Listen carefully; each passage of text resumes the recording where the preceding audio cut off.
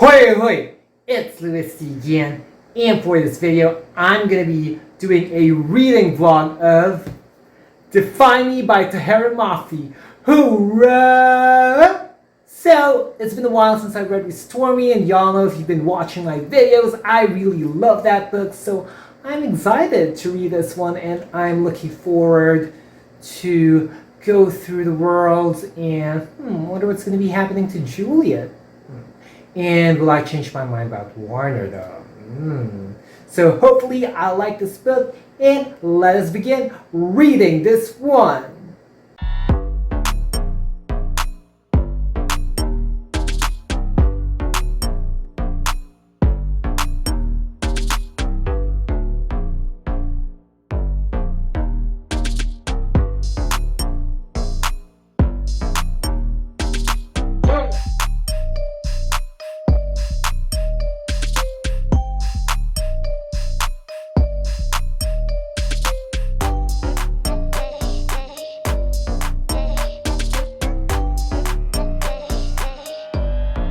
So I'm already on page 53, and so far the things that I read is that it seems that Juliet is also known as Ella, and that's actually Ella's name, and that Ella's memory was wiped off, and that like Ella met Warner before, and like they sort of didn't really have a clue, and there's like some sort of mystery and like identity crisis kind of thing.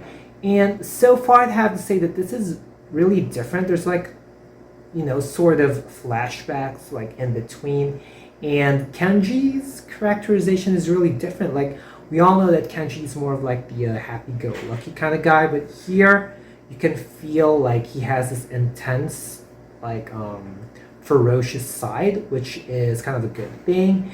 And this whole thing with him and Azira is very interesting, so we'll see how their you know, hot and cold relationship go. So sometimes you can't help it, you just like fall in love sometimes. But yeah, I'm not sure yet how I'm gonna feel about the story. It's one of those stories that let me see what I think more of it. But so far I find it quite unusual, and I'm kind of like curious about like what's gonna be the direction of the story, because there's a lot of governance in like the previous book, which was very interesting, and as a dystopian like novel where there's a lot of politics, it kind of like goes into like political fiction, if that's what you would like to call it.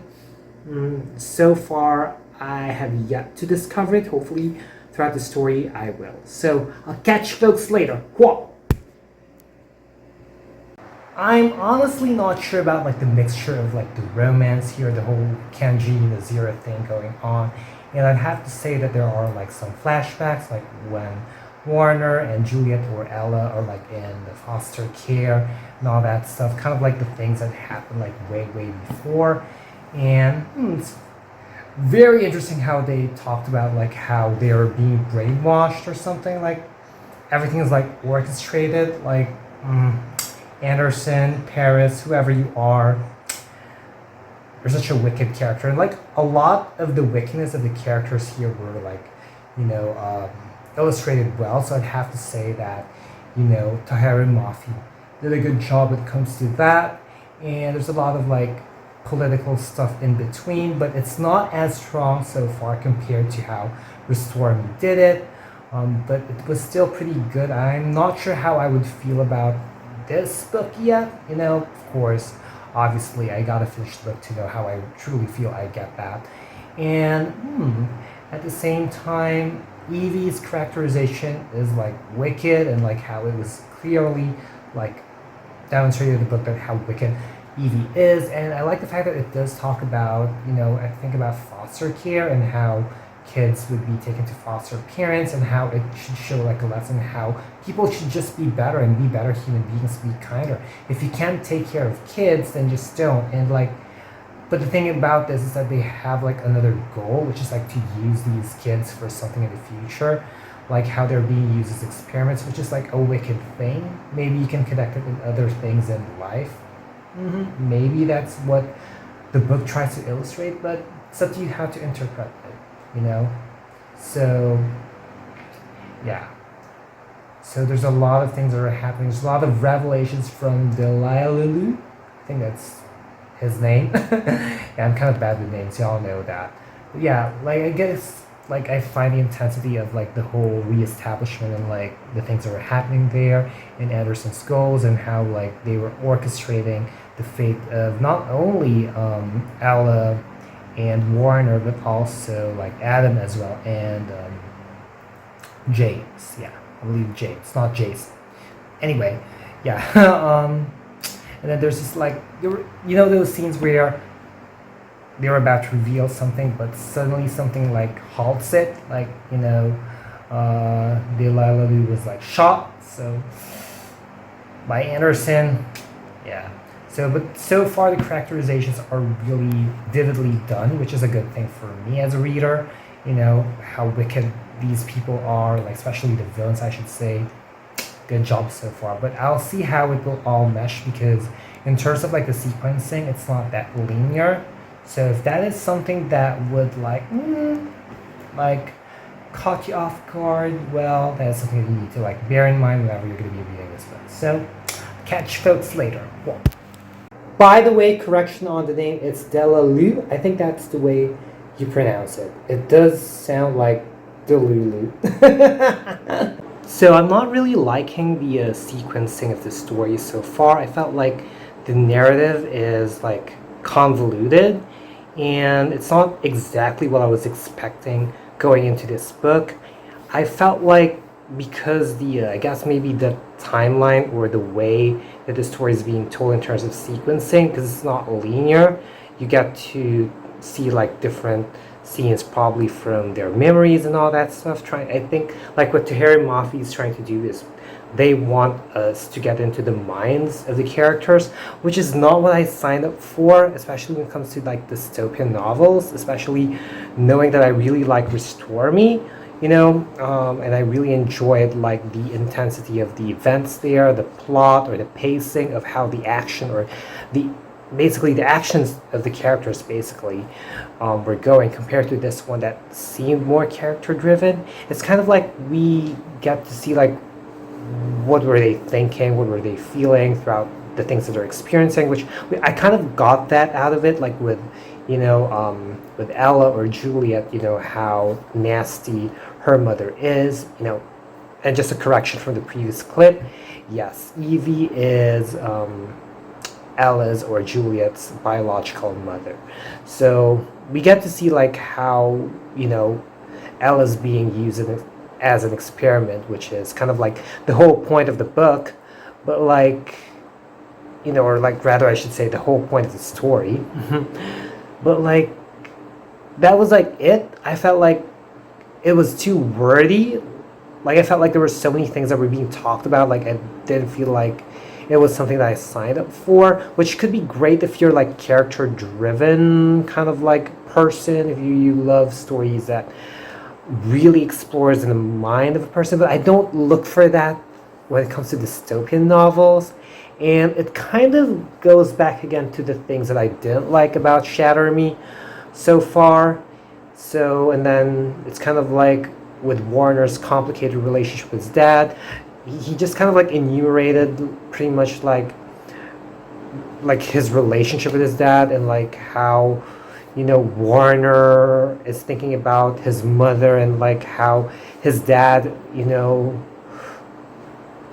is having his relationship with his mother. It's just like that's what I'm just getting. I feel like I'm not really getting a lot, so I'm not sure how I feel, and it's frustrating because I really liked Restore Me, but yeah, but I'm not yet finished, by the way. I just reached page 200, but honestly I'm not that hopeful, and I think kind of like the different thing which probably pumped up my reading experience for this one would be like Kenji's characterization.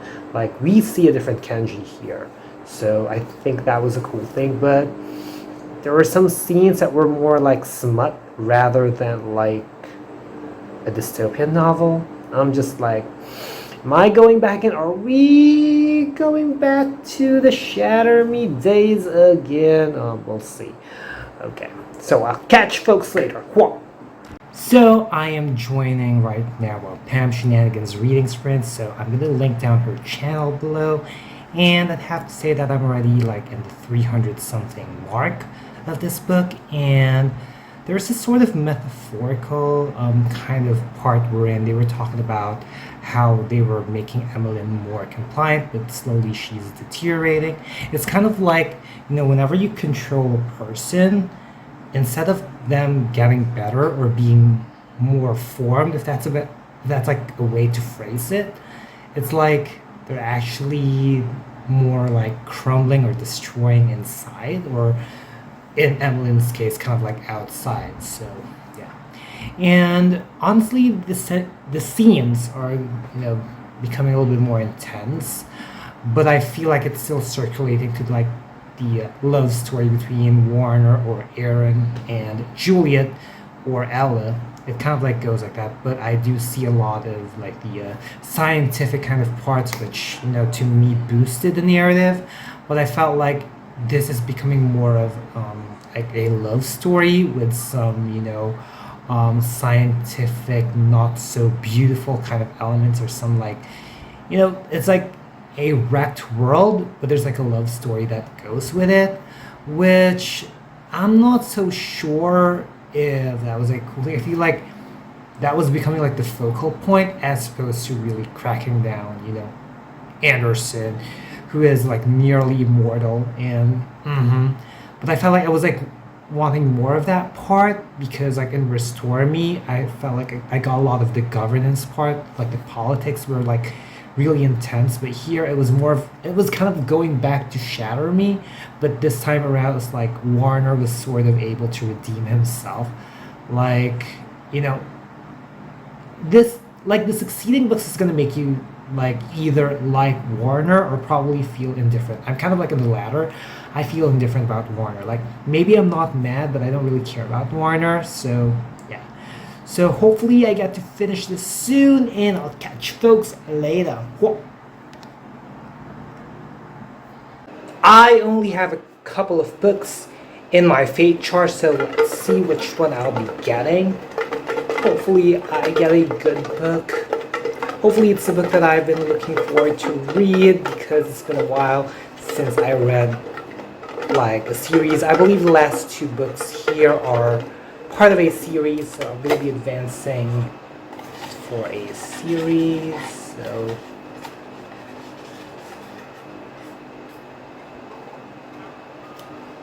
oops, oopsie. Oh, I still have like the old paper. Sorry about that. I need to just tear it up for a minute. But I'm going to be showing you what I got. What could this be? What could this be?